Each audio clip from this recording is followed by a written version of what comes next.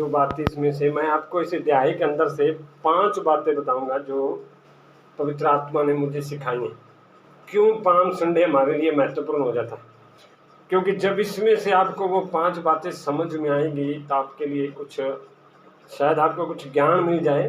पर इतना है कि कल आपको कुछ लोगों को बता पाओगे कि अगर कोई आपसे पूछे कि आप पाम संडे का मतलब क्या है, खासकर जो मुझे समझ में आए वो मैं आपको बताऊंगा। पवित्र आत्मा जो आपको समझाए सिखाए वही आप लोगों को बता सकते हैं। इसमें बाइबल बताती है, हम 21 का 1 अध्याय पहले पढ़ेंगे तो इसमें लिखा है, जब वे यरूशलेम के निकट पहुंचे तो जैतून पहाड़ पर बेतफगे के पास आए। बाइबल बताती है कि यीशु पाम संडे वाले दिन उसी दिन यरूशलेम के अंदर गया। मैं बताऊं तो बाइबल के अंदर कई बार यीशु यरूशलेम के अंदर पवित्र आत्मा की गवाही में वचन शेयर किया, अलग अलग गाँव में जाकर उस इलाके के अंदर वचन शेयर किया। इस बार जब वो यरूशलेम आया तो एक अद्भुत तरीके से अंदर आया। वो एक पवित्र नगरी थी और बाइबल बताती है जितने भी भविष्यवक्ता पुराने नियम के अंदर मरे थे वो कहाँ पर मरे थे? यरूशलेम के अंदर। उसी यरूशलेम के अंदर यीशु मसीह के जाने की तैयारी हो रही थी। उससे पहले उसने 2 बार अब 3 बार अपने बारे में भविष्यवाणी कर दी थी कि मैं यरूशलेम जाऊंगा और मेरे को पकड़वाया जाएगा, कोड़े मारेंगे, मारा जाएगा और मैं तीसरे दिन जी उठूंगा। चेले सब इन बातों को सुन रहे थे, समझ रहे थे, पर फिर भी उस बातों पर कोई सवाल नहीं उठा रहे थे, क्योंकि उन्हें लग रहा था कि जो भविष्यवक्ता हमारे पास आ गया ना अब वो हमें छोड़कर कहीं नहीं जाएगा। इन्हीं बातों को लेकर चेले इस बातों को सुन रहे थे, पर यीशु उस नगरी की ओर बढ़ रहा था। पहले यरूशलेम में जाता था प्रचार करने के लिए, पर इस बार यरूशलेम में गया अपने आप को देने के लिए, जिसे हम गुड फ्राइडे कहते हैं। उस गुड फ्राइडे के अंदर उस दिन उसको चढ़ाया जाने वाला था क्रूस पर। यीशु को ऑलरेडी पता था कि मैं इस जगह पर जाऊंगा तो मेरे साथ ये हालात होंगे। फिर भी वो जो भविष्यवाणी पुराने नियम के अंदर हुई थी, मैं बताऊं तो अगर आप लोग पढ़ोगे उत्पत्ति के अंदर है तो वहाँ पर लिखा हुआ है कि मतलब कि एक परमेश्वर का बेटा आएगा जो सांप को बोला था उसने कि तू उसकी हड्डी को डसेगा, वो तेरे सिर को कुचलेगा। नवे नियम व्यवस्था विवरण में भी मूसा ने भी जो कांच का सांप बनाया था वो भी उसने भविष्यवाणी की कि वो आखिर में तुम्हें एक ऐसा नबी मिलेगा। मैं क्या कहूँ तो पुराने नियम के अंदर जितनी भी भविष्यवाणी हुई थी, यीशु मसीह उस भविष्यवाणियों को पूरा करने के लिए कहाँ पर गया था? यरूशलेम के अंदर।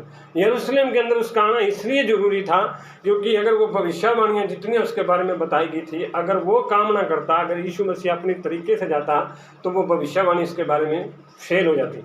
प्रभु यीशु मसीह ज़्यादातर वो कार्य कर रहा था उस भविष्यवाणी को पूरा करने के लिए, इसलिए वो लास्ट के शब्दों में कहाँ पर गया?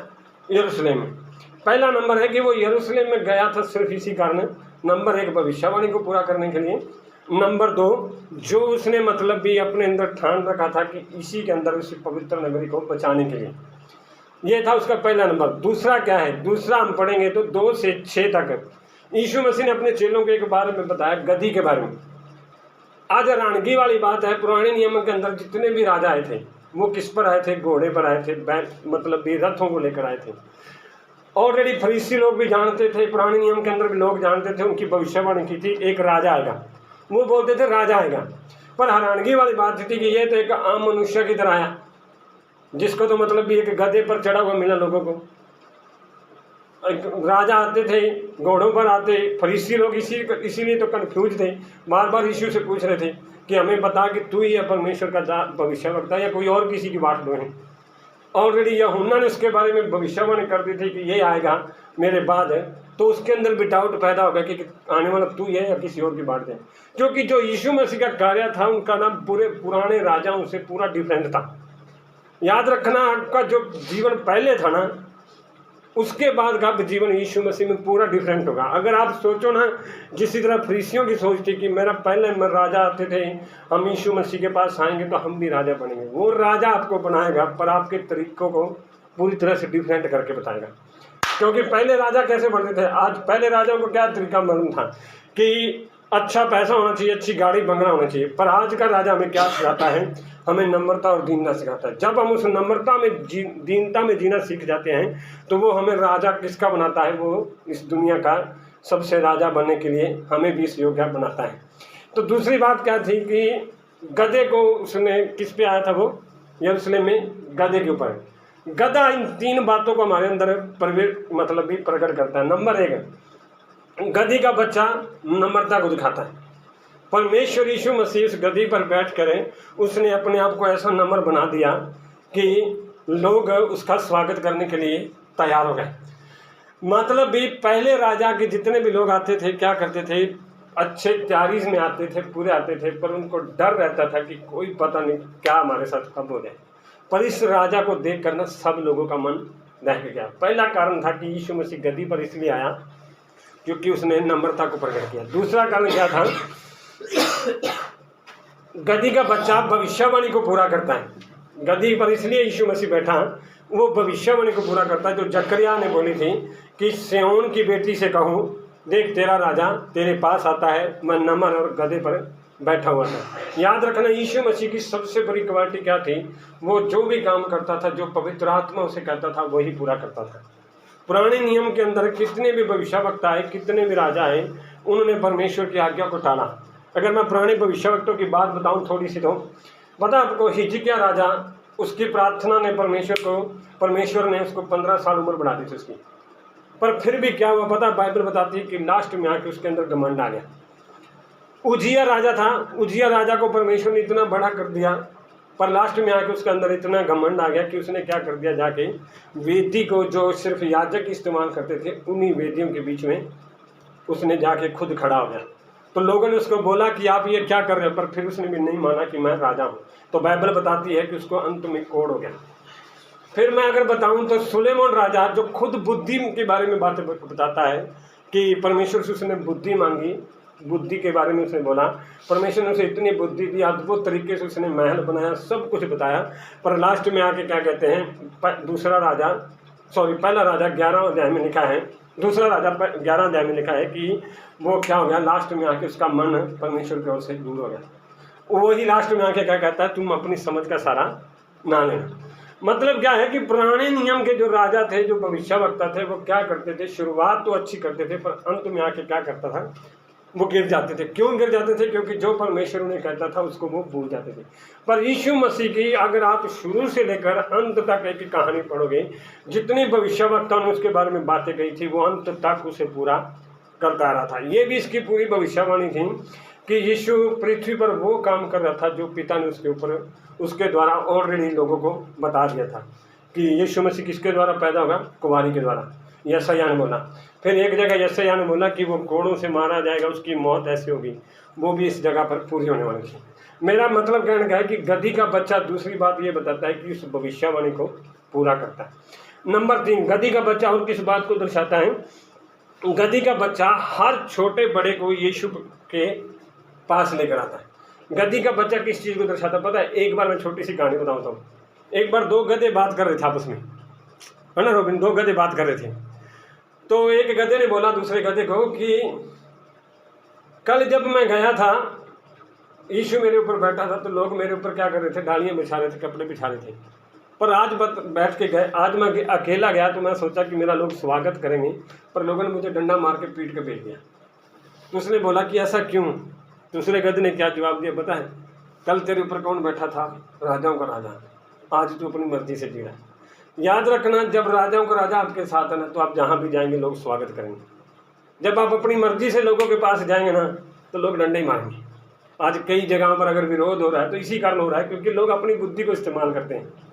यहाँ पर अगर इसी गधे के बारे में बात बताई जाए तो बिलाम का गधा, बिलाम के बारे में क्या बताते हैं कि परमेश्वर ने गधे को ही इस्तेमाल किया बिलाम की आंखों को खोलने के लिए। मैं बताऊं तो आप अगर बताऊं, आज कई लोग मसीह लोग चर्च में क्यों नहीं आना चाहते पता है? कारण क्या होता है? जो भी गलती हो जाती है ना, जो भी गुनाह हो जाती है, पाप हो जाता है, उन्हें लगता है कि मेरे से इतना बड़ा गुनाह हो गया है, अब मेरा गुनाह परमेश्वर माफ नहीं करेगा, मैंने तो इतने पाप कर दिए। मेरे प्रिय में एक बात बताऊं, याद रखना, बाइबल बताती है कि एक पाप ऐसा भी होता है जिसका फल मृत्यु है, और एक पाप ऐसा भी है जिसका फल मृत्यु नहीं है। 2 पाप कौन कौन से पता है? एक फल जिसका मृत्यु नहीं है ना, वो पाप ऐसे हैं जिसको हम कर चुके थे और यीशु मसीह को हम नहीं जानते थे। जब यीशु मसीह को जाना तो प्रभु यीशु ने हमारे वो पाप माफ कर दिए। अब वो पाप का फल कौन सा? मृत्यु। पता है, जब हम यीशु मसीह को जान जाते हैं फिर भी हम उसके पास नहीं आते, फिर हम मृत्यु को हम अपने अंदर लेकर आते हैं। मैं एक आपको बात बताऊं, सोच लो आपको बदला किसने? यीशु मसीह ने। अगर आपका जीवन की शुरुआत होती है, अच्छे काम शुरुआत होते हैं, तो किसके द्वारा होते हैं? यीशु मसीह के द्वारा। सोच लो अगर आप यीशु मसीह के पास नहीं बैठे, यीशु मसीह की बातें आपके पास नहीं है, तो आप उसका जीवन कैसे जी पाओगे?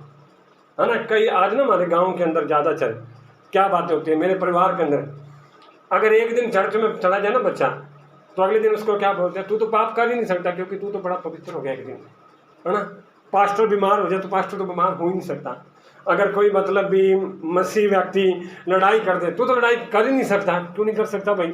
क्योंकि तू तो पवित्र बंदा, तू तो चर्च में जाता है, तू तो प्रार्थना इतनी करता है, तू तो बाइबल इतनी पढ़ता है ना। ये सवाल होता है ना हमारे गाँव के अंदर। कई की जगह पर होता है ना, रोबिन तू तो बाइबल पढ़ा कर, तू नहीं लड़ाई करता। अरे मेरी बात सुनो, एक सवाल है मेरा, जो लोग ऐसा सवाल उठाते हैं। हमारे अंदर लड़ाइयाँ थी बचपन से लेकर, हमें चर्च में जाने कितने दिन हुए? कुछ दिन हुए। तो हम सोचते हैं कि इतने साल का पुराना गड्ढे में फंसा बंदा 2 दिन में बदल जाएगा। हम 2 दिन में उसके ऊपर उसकी पूरी पवित्रता ही झाड़ना शुरू कर देते हैं। मैं पिछले दिनों में कल फेज से बात कर रहे थे कि 40 साल की उम्र अब इसकी, तो 40 साल में अभी आई है इसको 10 मतलब 3-4 साल हुए हमें यहाँ पर आते हुए। मैं इसको बता रहा था कि 3-4 साल के जो 40 साल के तेरे पाप है, 3-4 साल में साफ नहीं होंगे। हर दिन जब तू पवित्र आत्मा में चलेगी, तभी पवित्र आत्मा आपके जीवन में कार्य करेगा। हम लोग क्या सोचते हैं? हम लोग सोचते हैं भी एक संडे आइतवार चर्च में आ जाओ। मैं किसी को बात नहीं बोल रहा, पर मैं एक सिंपल उदाहरण बता रहा हूँ कि एक संडे में चर्च में आ जाओ तो फिर क्या होगा? हम पूरे पवित्र हो गए। मेरे प्रिय, पवित्र करने वाला कौन है? यीशु मसीह आपको पवित्र करता है। नया कौन बनाता है? यीशु मसीह। जब आप यीशु मसीह के पास ही नहीं आओगे तो आप पवित्र कैसे बन सकोगे? बाइबल बताती है जो काम व्यवस्था नहीं कर सकी उसे किसने कर दिया? प्रभु यीशु मसीह ने। हम अपनी बुद्धि से अगर कुछ करना चाहते हैं तो हमें चर्च में आने की जरूरत ही क्या थी? मेरे परिवार के अंदर सबसे बड़ी घटना क्या होती है कि अभी इसका भतीजा आ रहा था, सिंदर का बेटा जो कर्ण था, वो दोनों लड़के आ रहे थे ना, जिसने आपकी एनिवर्सरी में खाना भी बांटा था। वो मतलब भी दोनों आ रहे थे, तो 1-2 बार संडे में तो बच्चे गलती तो करते, दोबारा पढ़ते नहीं। उसकी माँ बाप क्या बोलते हैं? ये बच्चे कभी भी नहीं सुधरेंगे। वो बंदों ने चर्च आना छोड़ दिया। चर्च आना छोड़ दिया। क्यों छोड़ दिया? क्योंकि हम चाहे कितना भी चर्च में जाने, माँ बाप की नज़र में हमसे कभी भी सेट नहीं हो सकते। इसलिए उन्होंने प्रार्थना करनी छोड़ दी। अभी वही लड़के दारू के चक्कर में फंस गए, उल्टे काम कर रहे हैं। मतलब भी क्या होता है कि हम लोग कई बार किसी को ना इतना डिस्टर्ब कर देते हैं, किसी को इतना क्या कर देते हैं, ठोकना शुरू कर देते हैं कि इतना टॉर्चर कर देते हैं कि बस ना एक ही दिन चर्च में गया और वो बंदा क्या हो गया? पवित्र हो गया। यीशु मसीह को अगर पवित्रता की अगर बात बताऊं तो मैं, यीशु मसीह ने गधे को ही क्यों इस्तेमाल किया? क्योंकि वो बताना चाहती था जो दुनिया की नज़र में मूर्ख है ना, वो ही सबके लिए क्या है? बुद्धिमान है। इसलिए उसने गधे पर चढ़ के आया कि वो छोटे बड़े में कोई भेद नहीं रखना चाहता था। वो ये बताना चाहता था, मेरे प्रिय, जो आज आपकी नज़र में गलत है ना, वो ही एक दिन में आपके लिए आशीष का कारण होगा। बस आपके लिए क्या होगा? आपको समझने की ज़रूरत है कि बदलने वाला यीशु है, चलाने वाला यीशु है, तो काम भी यीशु ही करेगा। हम कई बार ना अपनी बुद्धि को इतना चलाना शुरू कर देते हैं, हम यीशु से खुद बड़े हो जाते हैं।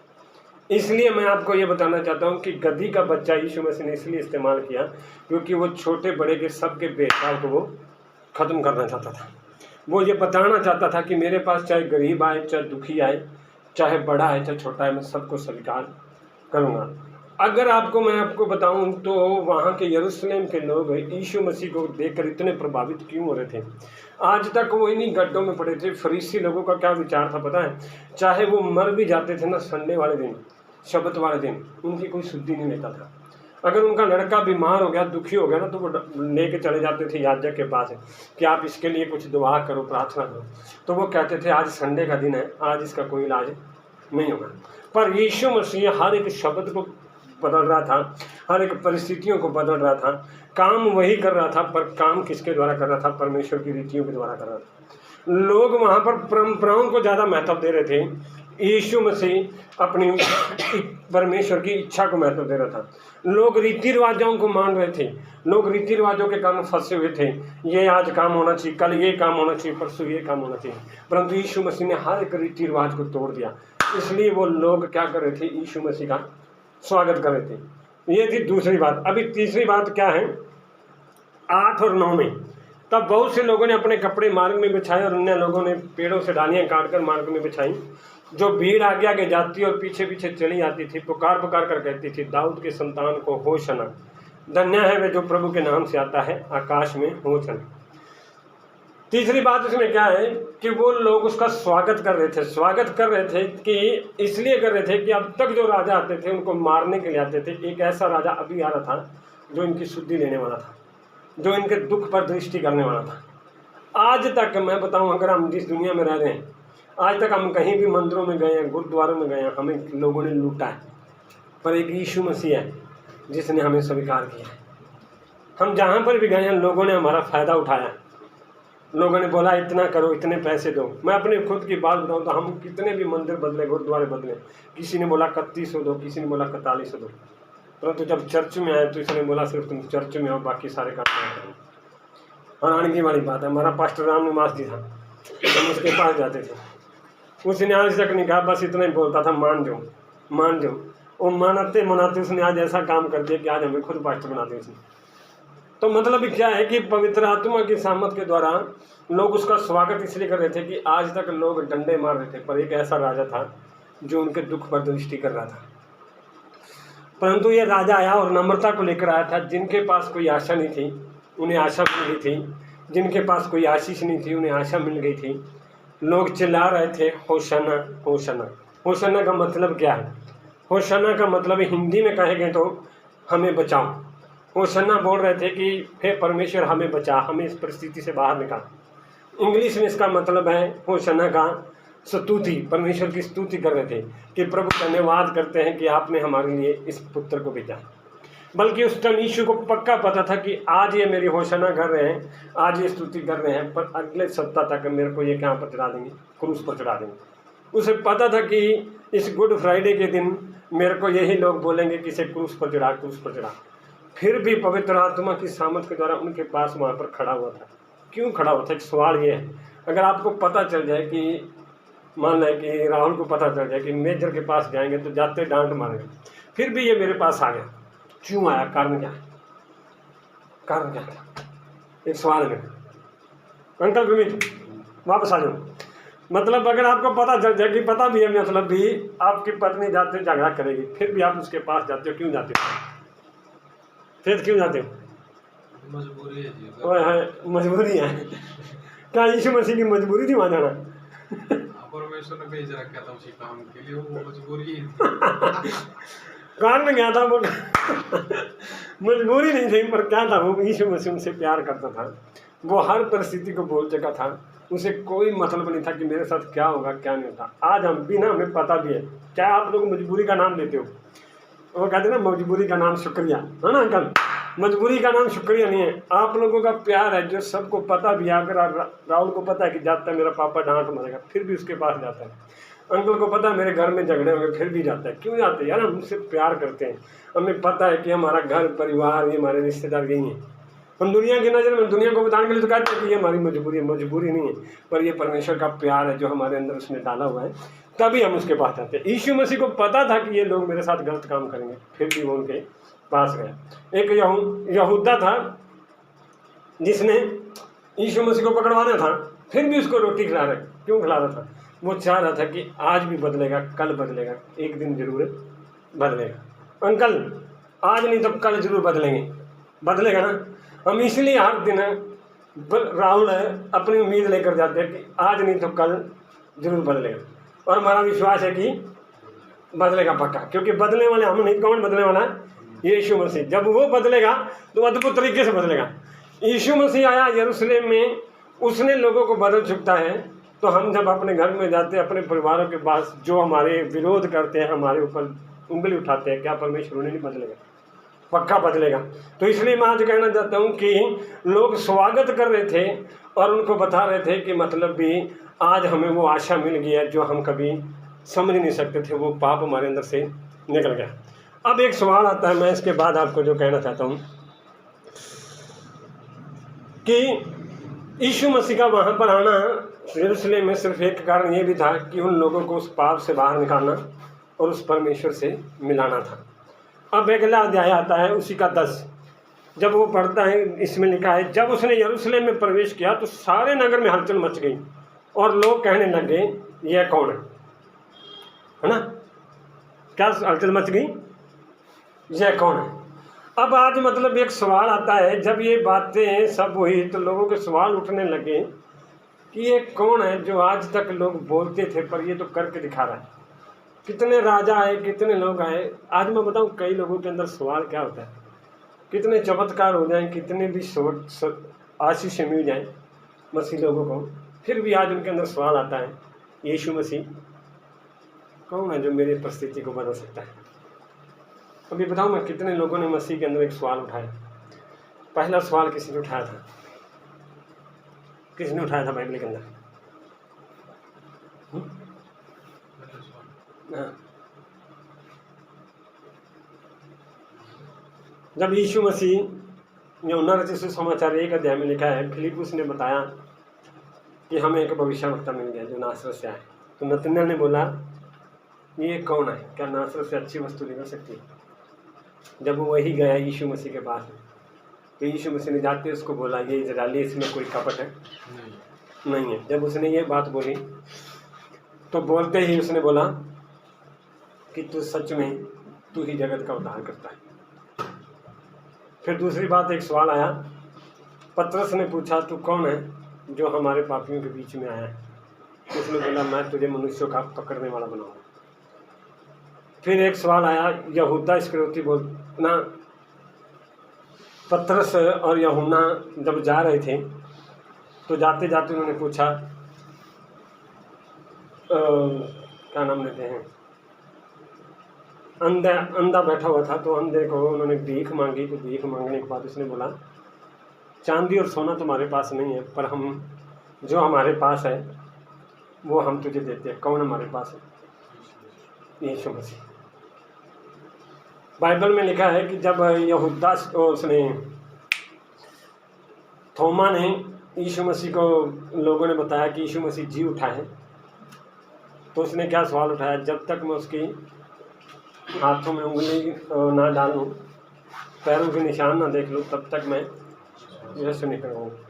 तो यीशु मसीह ने बोला कि धन्य है वे लोग जिन्होंने जो बिना देखे विश्वास करते हैं। तूने हाथों में देखा तभी विश्वास किया। मेरा सवाल है कि लोग पूछ रहे थे कि ये है कौन है जो इतने चमत्कार कर रहा है। चेलों ने एक बार पूछा उसे, जब यीशु मसीह तूफान को शांत किया, शांत करने के बाद क्या बोल रहे हैं, ये कौन है जो आंधी और पानी जिसकी मानते हैं। एक सामरी स्त्री ने सवाल पूछा, जब उसने बोला कि तू अपने पति को बुला रहा है, तू बिना पति की है। उसने बोला मैं बिना पति की। तो उसने बोला तू 5 पति कर चुकी है, जो तेरे पास अभी भी तेरा पति नहीं। फिर उसने बोला तू कौन है, कहीं तू वो तो नहीं जो हमारे भविष्यवक्ता प्रार्थना करते। तो यीशु मसीह ने बोला जिसके बारे में तू विचार कर रही है वो वही। अब यहाँ पर भी सवाल उठा रहा है, लोग चमत्कार भी देख रहे थे, आशीष भी देख रहे थे, उसका स्वागत भी पूछ रहे थे, पर कुछ लोग उसमें से चला रहे थे ये कौन है। हालेलुया। आज हमारे अंदर भी एक सवाल कई बार आ जाता है ना, जब कई बार परिस्थितियाँ खराब हो जाती है, कई बार हालात खराब हो जाते हैं, है ना, फिर ये कौन है। आगे से एक बाइबल बताती है, उसी का 11 लोगों ने कहा यह गलील के नासरत का भविष्यवक्ता यीशु है। मेरे प्रियो, जो आज उस यरूशलेम में प्रवेश कर रहा था, जो लोगों को आशीष दे रहा था, जिसका लोग स्वागत कर रहे थे, जिसका लोग आदर कर रहे थे, वो और कोई नहीं था। वो कौन था? यीशु मसीह। यीशु मसीह जब उनके जीवन में आए, उनके अंदर एक बदलाव शुरुआत हो गई थी। बदलाव तब नहीं हुआ जब यीशु मसीह यरूशलेम में गया, बदलाव तब हुआ जब वो क्रूस पर चढ़ गया था। कुछ ही सप्ताह बाद वो क्रूस पर चढ़ने वाला था। उसको पता था कि यही मेरा इनकार करेंगे, यही मेरे को क्रूस पर चढ़ाएंगे, पर फिर भी यीशु मसीह उनके बीच में आया। क्यों आया? क्योंकि उन्हें पता ना चाहता था कि मैं कौन हूँ। बाइबल बताती है जो बोल रहे थे ना ये कौन है, वही लास्ट में जब उसको क्रूस पर कीलों पर चढ़ के क्रूस पर खड़ा हुआ था, तो एक ने उसके पंजर में नेजा मारने के बाद जब उसका पानी और लहू सब पास में आया, तो उसने सीधी गवाही दी यही जीवित परमेश्वर का पुत्र मसीह है। यीशु मसीह ने अपने चेलों से पूछा कि लोग मेरे बारे में क्या कहते हैं। किसी ने बोला ये एलिया है, किसी ने बोला ये भविष्यवक्ता है, किसी ने बोला ये कोई नबी। पर यीशु मसीह ने अपने चेलों से पूछा तुम लोग मेरे बारे में क्या कहते हो। उन्होंने क्या जवाब दिया कि तू जीवते पुत्र परमेश्वर का पुत्र मसीह है।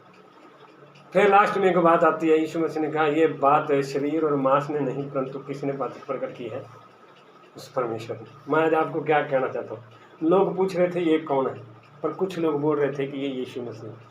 याद रखना, अगर शरीर और मांस के तरीके से चलोगे तो आप कभी भी यीशु मसीह को पहचान, क्या उसने आपके लिए किया है, किस प्रकार वो आपके लिए मरा है, आप उस बातों को कभी समझ नहीं पाओगे।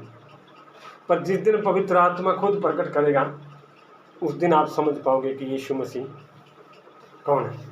अब एक लास्ट बात बताऊं तो यूहन्ना रचित सुसमाचार में एक बात लिखी है, जहाँ पर चेले उसके पीछे, भीड़ उसके पीछे थी, खाना खा रहे थे, चमत्कार देख रहे थे। चमत्कार देखने के बाद खाना खाया, जब खाना खाते ही तो लोग उसको ढूंढने पड़ने लगे। क्यों बढ़ रहे थे? क्योंकि उसको राजा बनाना चाहते थे। और बाइबल बताती है यीशु मसीह वहाँ से चला गया। जब चला जाने के बाद कुछ समय के बाद यीशु मसीह दोबारा उन्हें मिला तो लोग उससे सवाल पूछ रहे थे तू कहाँ चला गया था। तो उसने बोला कि तुम लोग मुझे इसलिए नहीं ढूंढ रहे थे क्योंकि तुम लोगों ने खाना खाया, चमत्कार देखे, पर इसलिए ढूंढ रहे थे क्योंकि तुम लोगों ने खाना खाया। जब बात खाने की बात आ गई तो उसने, यीशु मसीह ने एक बात बताई कि अगर तुम खाना ही चाहते हो तो उस खाने को खाओ जो मैं तुम्हें सदा के लिए दूंगा। यीशु मसीह उनको ये बोलना चाहता था कि अगर तुम्हें इतना ही चमत्कार देखनी है तो मुझे अपने जीवन में प्रवेश करो, नहीं तो तुम्हारा जीवन व्यर्थ है।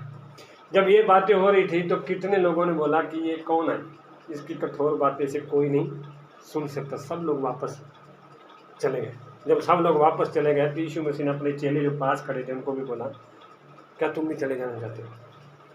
उनने क्या जवाब दिया, हम किसके पास जाएं, अनंत जीवन की बातें तेरे पास है।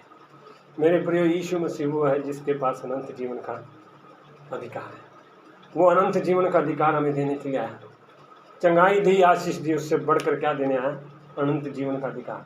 जो आज तक हमें कई लोग, अगर जिस दुनिया में हम रहते, कोई भविष्यवक्ता नहीं दे सका, कोई गुरु नहीं दे सका, कोई बाबा नहीं दे सका, कोई मंदिर नहीं दे सका, वो जीवन कौन लेके गया? यीशु मसीह। यीशु मसीह ने वो जीवन दिया जो कभी हमारी समझ से भी बाहर था, हमारी सोच से भी बाहर था। अगर मैं उसके बारे में एक बात बताऊं तो बुरी सोच हमारी थी, कांटों का मुकुट उसने पहन लिया, है ना। गलत रास्ते पर हम जा रहे थे पर पैरों पर कीले उसने खा लिए। गलत काम हाथों से हम करते थे पर हाथों पर कील उसने खा लिए। शरीर में पाप हमारे था पर कोड़े उसने खा लिए, है ना। मृत्यु की डगर पर हम पहुंचे थे पर जीवन वो दे के चला गया, है ना। मरने के काबिल हम थे पर उसने अपने आप को मार के हमें जीवन दे दिया। मैं एक बात बताऊं तो यीशु मसीह वो परमेश्वर है जो आपकी सोच से भी बाहर है। मैं आज आपको ये कहना चाहता हूँ, अगर वो यीशु आपका परमेश्वर है ना, तो आप इस परिस्थितियों में जहाँ पर हो वहाँ पर परमेश्वर आपको कभी नहीं रखेगा। मैं आज आपको यीशु मसीह के नाम से एक बात कहना चाहता हूँ कि मेरे प्रियो, हमने कई बार उस यीशु के बारे में सुना है, कई बार यीशु के बारे में पहचाना है। ये यीशु उन लोगों के लिए वो कैसा परमेश्वर था जो लोग उम्मीद खो बैठे थे, सवाल उनके ख़त्म हो गए थे। अगर आप लोग लूका रचित सुसमाचार लास्ट में पढ़ोगे तो उसके 24 अध्याय में एक बात लिखी है। जब इमाउस में जा रहे थे तो लोग उसके बारे में क्या कह रहे थे पता है? कि हमें नहीं पता था कि ये घटना हो जाएगी, हमें ये था कि यही हमारा छुड़ाने वाला है, यही उद्धार करता परमेश्वर, यही बुद्धि और चमत्कार में अनुभवी था, सारा ज्ञान इसी के पास था। पर पता नहीं क्या हो गया कि इन दिनों में लोगों ने उसे मार दिया। पर बाइबल बताती है कि इस टाइम उनकी आंखें बंद थी। पर आगे कहता है कि जैसे उसने परमेश्वर की रोटी और पानी में, रोटी और दाखरस में उन्होंने शामिल हुए, उनकी आंखें खुल गई। जैसे ही आंखें खुल गई तो उन्हें पता लग गया कि ये कोई और नहीं, ये यीशु मसीह है। मेरे प्रियो, जब हम बपतिस्मा की सेवकाई में हम जब प्रभु के साथ शामिल होते हैं ना, हमारी दिन प्रतिदिन आंखें खुलती हैं। हम कई बार हमारे जीवन में ना ये सवाल उठ जाता है, आज कई लोग ना प्रभु भोज की सेवकाई में शामिल नहीं होते। क्यों नहीं? क्योंकि उन्हें लगता है कि मैंने फिर कितने पाप कर दिए। पर मेरे प्रियो, जो बपतिस्मा की सेवकाई ना प्रभु भोज की सेवकाई है, आपके पापों को क्षमा करके आपको एक नया मन देती है। यीशु मसीह ने जो वो सेवकाई बाइबल के अनुसार जी उठने के बाद 3 बार उसने सेवकाई की, 3 बार उसने अपने चेलों के साथ वो प्रभु बोध की सेवकाई की। क्योंकि उन्हें ये बताना चाहता था कि जब तक तुम मेरी रोटी और देह में शामिल नहीं होगे ना, तब तक तुम्हें वो यीशु का जीवन नहीं आएगा। इसलिए आज मैं कहना चाहता हूँ, वो यीशु आपका परमेश्वर है जिसने आपको वो जीवन दिया जो दुनिया की कोई भी ताकत है नहीं दे सकती थी। कोई भी ऐसी कोई सामर्थ्य नहीं थी जो आपको उस पाप से बाहर निकाल सकती थी। आज कई लोग दावा करते हैं कि हम लोग ये कर सकते हैं, आपको आप अच्छे काम करो, ये हो जाएगा, आपके साथ ये हो जाएगा। पर प्रभु यीशु मसीह दावा नहीं करता, उसे पूरा करता है। उसने कहा आकाश और पृथ्वी टल जाएंगे पर तुम मेरी बातें कभी न टलेंगी। आज मेरा सवाल है, क्या वो यीशु आपका परमेश्वर है? अगर आपका परमेश्वर है तो उसके सामने, उस परमेश्वर के आज जो भी आपके जीवन में परिस्थिति है उसके सामने खुल के बोले। आज पवित्र आत्मा उनको पूरा करेगा। परमेश्वर आपको इस वचन के द्वारा आशीष करे। आइए हम दुआ